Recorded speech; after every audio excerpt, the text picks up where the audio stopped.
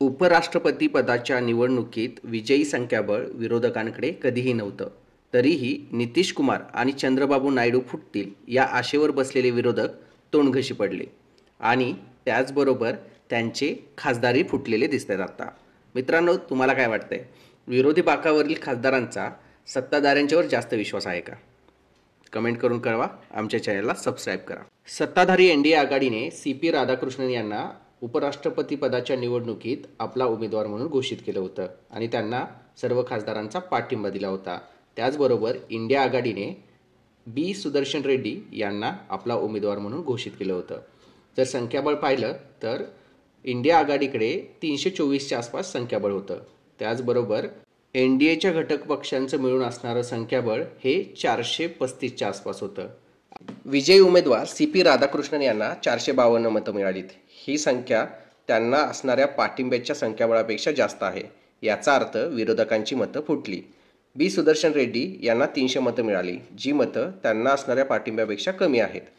यावरून आपल्याला एक लक्षात येतं की विरोधी पक्षातील खासदार हे सत्ताधाऱ्यांच्या पाठीशी आहेत. आणि हे खासदार कोणाचे असतील? यामध्ये महाराष्ट्रातील महाविकास आघाडीचे खासदार फुटलेत की काय, ही सुद्धा संभावना लक्षात घेऊ शकतो आपण.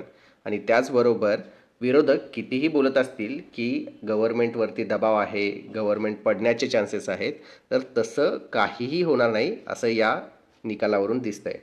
मित्रांनो, तुम्हाला काय वाटतंय? महाराष्ट्रातील महाविकास आघाडीची मतं फुटली का? कारण महाविकास आघाडीचे खासदार, मग ते राष्ट्रवादी शरदचंद्र पवार गटाचे असो किंवा उद्धव ठाकरे गटाचे असो, हे सतत सत्ताधाऱ्यांच्या संपर्कात होतेच. आणि त्याचबरोबर विरोधकांनाही याची जाणीव झाली असेल की आपण कितीही पद्धतीने आवाज उठवला किंवा कितीही बातम्या पेरल्या तरीसुद्धा केंद्र सरकारच्या पाठीशी असणारे चंद्रबाबू नायडू आणि नितीश कुमार हे भक्कमपणे त्यांच्या बरोबर आहेत.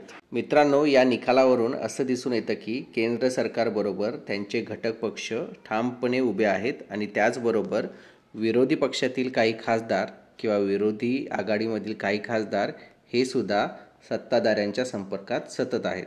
त्यामुळे ही निवडणूक झाली की केंद्र सरकारला धोका किंवा पुढची बिहार निवडणूक झाली तर केंद्र सरकारला धोका, अशा पद्धतीच्या ज्या बातम्या पेरल्या जातात त्यामध्ये किती टक्के सत्यता आहे हे पाहणं सर्वांसाठीच गरजेचं दिसेल.